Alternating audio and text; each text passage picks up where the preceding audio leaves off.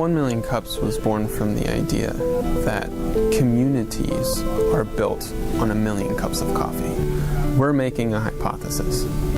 If Kansas City's entrepreneurs had 1 million more cups of coffee together, that we could fundamentally change the culture of entrepreneurship in Kansas City.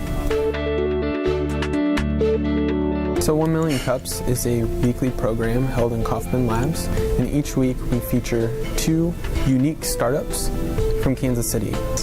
It's a 6-minute presentation format, and it's education-based. As a new company, obviously you're facing unique challenges day to day. So what's your issue? And the audience is made up of other entrepreneurs, advisors, mentors, researchers. We have people who are just interested in entrepreneurship and maybe are thinking about taking the leap.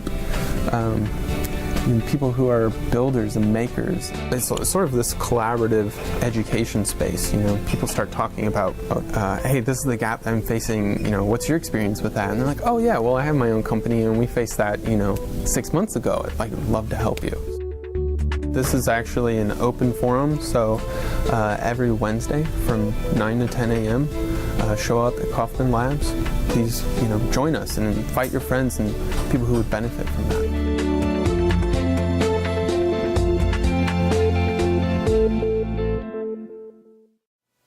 We're going to watch a quick video here, and then we'll introduce our next guest. The first time I made coffee was in a cast iron frying pan, and it was pretty phenomenal to kind of see everything that was happening with that raw coffee and then transforming it into a really, really neat finished product. I'm different because I was told many years ago that I couldn't compete with the big boys, and that was a very true statement.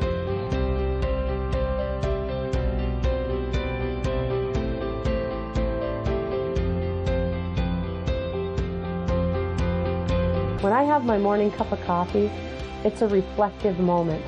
I think about the farmers in the fields, what they went through to get that product to me, what their families went through. When you drink a cup of Mojo roast, you know that somebody in this world or something has benefited from your purchase. We're in this because it's a passion-driven environment for us. And for me, what drives my passion and inspires me is the excitement that I've been given this gift that I didn't even know I had.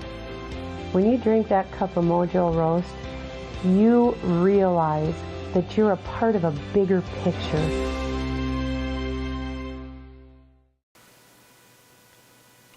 I call Joe my coffee doctor because I'm not a real big coffee drinker. I'm a tea drinker, but every time that I've ever drank coffee, I get heartburn, and it's just one of those things where I like the taste of coffee, but it just wrecks me. And so Joe is a personal coffee roaster, and she actually showed up today with a whole, it's almost like a prescription.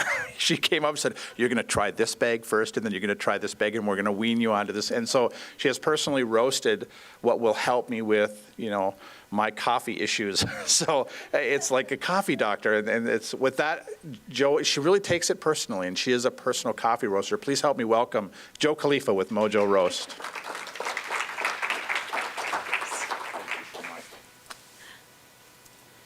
I got to turn myself on here. I think you guys could probably hear me without it. Yeah, after Scott tells me that he's completely weaned off of caffeine, I come with more. So I got to go down here. I was going to show you guys something. Oh, I'm right here.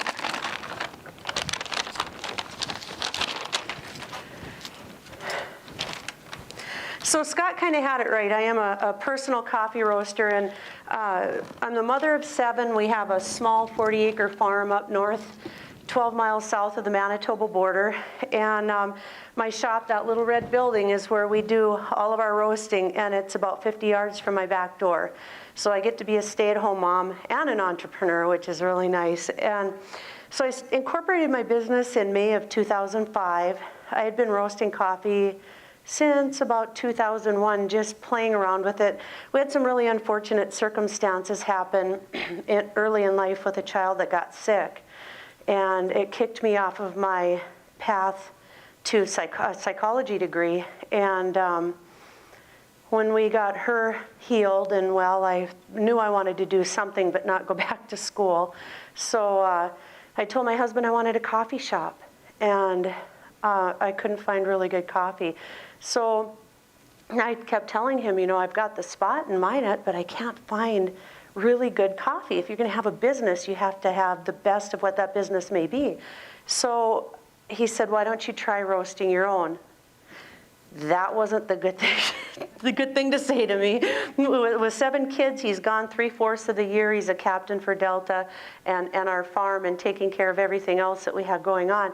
So I got curious, and I started looking around on the internet thinking, we have a 40-acre farm. Maybe I can grow it. What kind of pod does it grow in? What does it look like? How does it grow?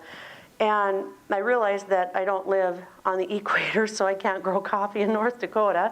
And but it really struck something in me. And when I started playing with the beans in a cast iron frying pan and kind of seeing how all of the science that I was researching in chemistry and coffee, when I saw it all come together in that frying pan, it excited me.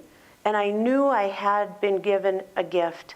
One day I was sitting out on my porch, and it was 5 o'clock in the morning drinking a cup of coffee, and I just had this epiphany, knowing that this gift is greater than I am. And with this gift that I was given, I wanted to share it with everybody I came in contact with.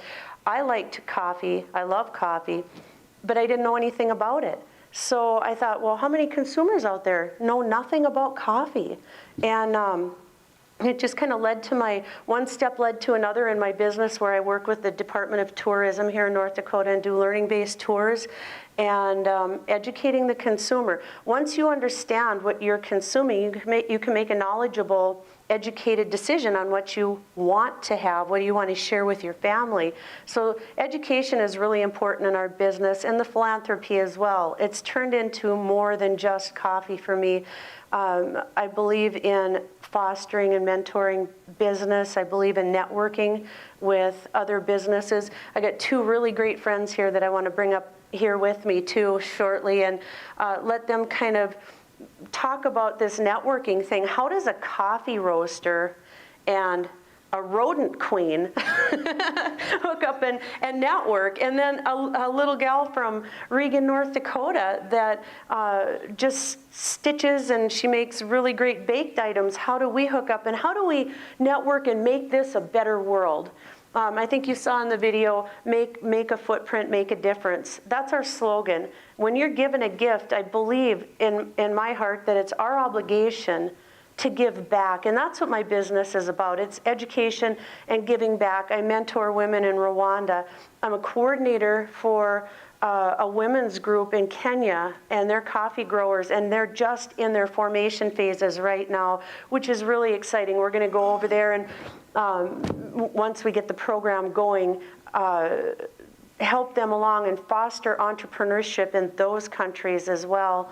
And here in North Dakota, I do a lot of consulting. I never charge for it because I'm very excited about it. I think if I can offer something to somebody to help them create a business or be better at what they're doing, that's my obligation, I think, as a human being on this earth. And that's what Mojo Roast is about. Every time you grab a cup of that coffee, you should know that you are helping. You're helping in a little way in our environment with the Rainforest Alliance or the World Wildlife Federation, or you're helping with people in need. Here in North Dakota, we help women and children's causes. As far as domestic abuse, we help with the homeless in Minot and feeding the hungry. We help with domestic abuse cases in Peru and Mexico. We help with education in Guatemala. We also help with that in Bolivia and Colombia and Rwanda. So it's kind of a full-scale thing. So if you ever think that, oh, you can't make a difference, you're so small, I am in one of the most saturated industries in the world. Coffee is the 2nd largest traded commodity right under oil. And I wanted to get into it. living on a farm in North Dakota, knowing that I couldn't compete with the big boys. And I saw a lot of people out there. I think what runs entrepreneurs in life is they have about that much pessimism to that much optimism. We're very optimistic people. And I'm grateful for that, because pessimism just isn't in the equation and for me. But when somebody tells me no, that makes me think outside the box. It shouldn't scare you away. I think, okay, there's got to be a way to do this. When I was told I couldn't compete with the big boys, it was true. I couldn't. I can't go into a restaurant or a coffee shop and say, I'm going to give you $10,000 worth of equipment, and then I'll maintain it for you if you buy my coffee. And they know it. The big boys know it, and they told me. And they told other people, and I watched the other people. I think a lot of them didn't move on. They just stopped in their tracks because they couldn't figure it out.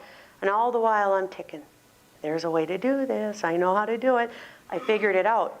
And I'm known as the only person in North Dakota that you can't say no to in the industry. If you tell me no, I come in with so much ammunition, and you say no to me, you don't want to make money, because I'll walk in your door and teach you how to make money with coffee. People are to look at Starbucks, look at Caribou Coffee, look at all of the competition that's out there. People are willing to pay $5, $6 for a cup of coffee or a smoothie. You can utilize that to benefit you in your industry. If you're in a hotel, restaurant, where you think it's your obligation to give away a cup of coffee, charge them for something excellent. Give them an experience. And that's what my business is about, that experience. And with our coffees, we bring in only specialty grades, so 5% of the world's coffee makes that grade. So we have some of the most unique, rarest coffees. I have a Papua New Guinea, for example, #1 coffee coming out of Papua New Guinea right now for, excuse me, for several years. And it excites me to be able to bring those beans in and try them and understand and know where those families, where they've been. Are you guys all native North Dakotans here? No? Do you know what choke cherries are? So my kids went out and picked about 100 pounds of choke cherries out of our shelter belt, and they went happily to a local business, Pride Dairy in Botno, North Dakota. They make really great syrups. And they sold those choke cherries for 80 cents a pound. If you know what a choke cherry is, 80 cents a pound is not good for all of that work effort put into it. But at least you monetize that fruit. You get money in hand, so you can trade and you can buy things for your family. The world of coffee is like that. People suffer, and they work so incredibly hard. I was lucky to have been able to live across the globe and see how the other half lives, and it's very disheartening. So I can say in all the years I've been roasting coffee, I've never had to throw a bean away, because I take really great care in that, and everything is handcrafted. I don't have computers, or I have big equipment, but no computers. I have to. The only thing I don't have is like the crank on the grill with the rotisserie, because coffee tumbles and toasts and roasts in a big machine with a drum, and mine does anyway. There's a few different ways to roast, but you could do it over a barbecue grill on a rotisserie and a crank, but I didn't go that far. So I want to kind of share a little bit about networking, because that's been really important in my business, and I think it's important for all of you that have businesses to figure out how you can network. How can you touch the next person in business without feeling like you're competing or you're giving away a big secret? And Katie Cashin is one of them, and she came to me and said, Joe, how much do you charge for your burlap? And I said, well, Katie, what are you going to do with it? And she said, well, I want to make bags, and I want to, sew things. And I said, well, do you have a passion? Do you have a cause you're passionate about? And she said, well, yes, I do. And I said, well, then it's free. If you would agree to give 10% of what you make off of that bag to your cause. And she said, done deal. Katie, show them what you did with the Papua New Guinea bag. Come on up here. So if I charged her $5 or $15 for the burlap, right? What would I get off that $5 or $10? Not much. She makes quite a bit more on these gorgeous bags that she does And she donates a lot more than I could even make on the $5 or $10 I'd want to charge her. So it's just kind of thinking outside the box and knowing how you can benefit the community, whether it's a local or a global cause. Carrie? Now, here's another one. How does a great gal like her that's in her industry and a coffee roaster hook up and get together? We start out as getting to know each other through Pride of Dakota, and then we start networking. Pride of Dakota is an amazing group of entrepreneurial, spirited people. It's wonderful to network with. So Carrie and I are talking all the time on how are we going to get together and make this thing work. Go ahead, Carrie, you want to say a little bit? Sure. I'd like to just take a second and share the true intent of the startup community across America. It's really about ecosystem. It's about bringing together passionate, high-energy entrepreneurs that just get together and make something exist that didn't exist before. And you'll get a chance to see that if you keep coming back, the bigger this community gets. Joe and I, we get together, I mean, it's like fireworks. Ideas come together, we come apart. We have new things that didn't exist before. For instance, I had my whole marketing team in a couple weeks ago from New York, California, Kentucky. I invited Joe over. And now we're working on a project to share with our customer base her coffees, where they can go online and order it just how they want. And it'll be a gifting program, and which supports us, part of our culture too. We love to share what's exciting to us. Our employees get excited. It helps the community. Our customers get excited, and it helps us, it helps Joe, it helps the community. So please keep coming back to this and bring your entrepreneur friends and people that want to be entrepreneurs, because we don't get a chance to get together. And so that's one of the great things about this. Entrepreneurs get together and see each other on a regular basis, and the community benefits, because you can use our resources, you can use our knowledge, our expertise for free. I love Joe. You too, Katie. Thanks so much. And she said it too. You create things that haven't been created. You think outside the box. You think of things that you would have never dreamt you would have thought of. It's an amazing, amazing thing to come together. And I agree. If I didn't live 3.5 hours from here, I'd be here every Wednesday too. So some of you might think, well, what do I do? You know, my packaging doesn't look the greatest on the shelf. It's not, you know, measuring up to what's out there. This is what I started with. I started with a bag of coffee, nice gold bags, I thought, and I put my sticky labels on there, and I have my UPC codes, and everything is stuck on. Very laborious when we have these huge orders. And we went from that to this. And all of our bags, I've got about 40 different copies, and they all look very different. This is my North Dakota Trailblazers. This one's going to the tourism office today. And these are two of the new bags that we just had created. I've got 15 more that are coming out. And then this is our Liberty blend, where we incorporated some of the United States and some of North Dakota in it too. And we don't have to stick a dang thing on these bags. Our UPCs are on them. And sometimes, you know, if you have a hard time trying to figure out how you're going to get from point A to point B, like Carrie said, keep coming, because there are people here that are so willing to help you and tell you how to get it done, because they're as excited about you are, as excited as you are about your business. And that's something. This is going to be a huge thing for Bismarck. I just wish I lived closer. All right. Do we have questions for Joe? And as you ask a question, as she's answering, if you have another question, raise First your hand. hand up. What made you decide to go from roasting for just yourself and your friends to going commercial? What was the catalyst for that? Waking up every single morning knowing that I have that day to make a difference, and that I could make a difference in somebody's life or something's life. Humanity, benefiting humanity and the environment we live in is our cause, and then making a footprint, making a difference is our slogan. So just knowing that I have a gift to share, it's almost like Christmas every day. Every day I get up, it's about that sharing and knowing that that difference can happen. Could you share some of your customers? I think people would be excited to know. Oh, Carrie. So we went from being this little North Dakota business on the prairie, literally surrounded by wheat fields or whatever crop is being planted. We have worked with word of mouth from the East Coast. This just shocked me. From the East Coast to the West Coast, one of my customers on the East Coast made a phone call to a friend of hers in LA and told her about me.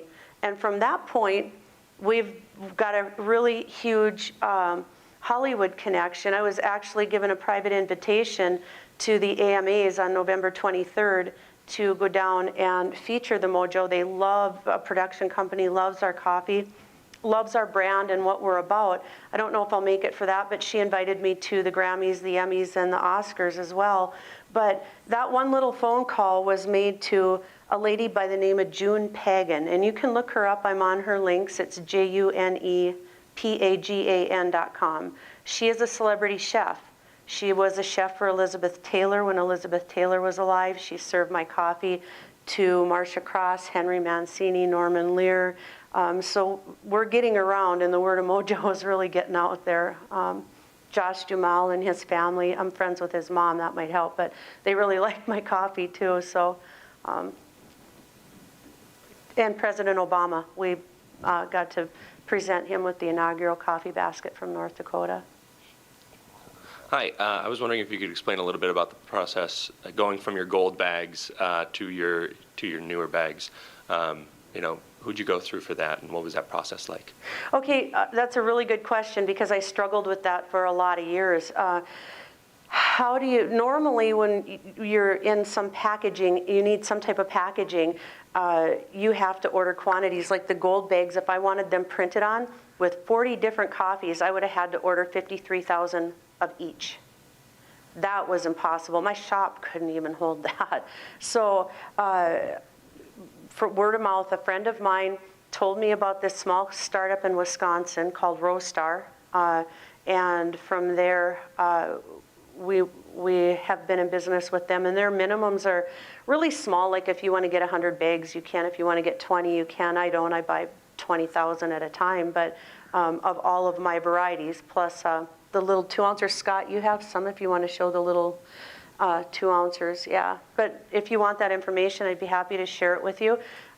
We actually do a lot of branding too. SRT and Mine at Service River Communications has their own brand right now. I just delivered that to them yesterday. They created the design on the bag, and then we fill it with the coffee of their choice. Dakota Fred from Gold Rush, Alaska is a really good friend of mine, and he has his Porcupine Creek Gold bags, and we also have a candy bar company that Roastar does for our candy bars as well. But if you guys, I'll pass this stuff around if you guys want to take a peek at what it looks like and what it feels like. These are Scott's. I kind of marked down them for him. So, yeah. Did that answer your question? Okay. Oh, yep. I have a couple questions. Yeah. Thank you for doing this. This is exciting to hear Oh, thank your you. processing. How did you come up with your name? I'm Joe. And My how husband's does- Mo. Oh, okay, that's simple. Mojo. That's simple. How do you use branding to kind of run through your product line? And how do you distinguish your coffee from all the other coffees out there? Okay, and that's a good question, and that's something that we struggled with early on in the business. When you create your niche in the market, and I'm not a follower, I'm a trailblazer, North Dakota Trailblazers, that's kind of reminiscent of me. You have to create your own niche. You can't get into a business, and I've seen a lot of them, especially in this industry, where they think they're going to be instant millionaires. If you're getting into business for that, it's not going to work. And so you have to figure out what is your niche. Well, I thought, I'm a product of the 70s, And I really, when I would go shopping as a kid, I could walk into downtown Minot and people would greet me at the door because they knew I had money and I wanted to spend it in their store on my school clothes. So I had personal shoppers.